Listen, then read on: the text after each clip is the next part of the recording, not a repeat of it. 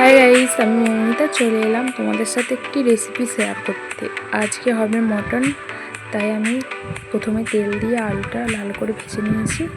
তো এখানে আছে 1 কেজি পরিমাণে মটন, আর যা যা লাগে সব কিছু কেটে নিয়েছি। তারপরে তেল গরম করে পেঁয়াজ দিয়ে দিয়েছি। তো মটন অনুযায়ী মশলাপাতিও গুছিয়ে নেবে। তারপরে পেঁয়াজটা লাল লাল করে ভাজার পর আদা রসুন পেস্ট দিয়ে দিয়েছি। তারপরে আমি আদা রসুনটাও ভালো করে কষিয়ে নিয়েছি। তারপর টমেটো দিয়ে দিচ্ছি।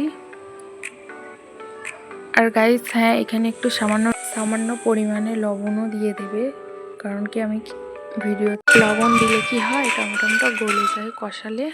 তারপরে আমি লঙ্কা গুঁড়ো হলুদ গুঁড়ো দিয়ে ভালো করে কষিয়ে নেব। আর গাইস, খাসির মাংস যত কষাবে ততই টেস্ট বাড়ে, এটা আশা করি সবাই জানো।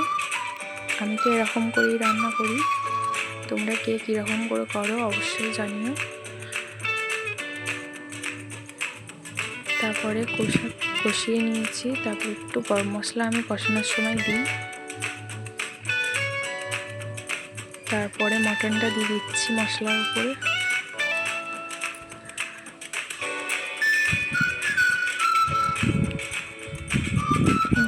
তারপরে মটনটা দেওয়ার পর ভালো করে কষিয়ে নেব। আবার যতক্ষণ পারবে কষাবে, যত কষাবে তত টেস্ট। আমি একটু অনেকক্ষণ ধরেই কষিয়ে নিই, সেদ্ধও ভালো হয়। তো গাইস, বেশি তো ভিডিও নিইনি, তো আমার ফাইনালি। আর গাইস, হ্যাঁ, এখানটা গরম জল ইউজ করবে।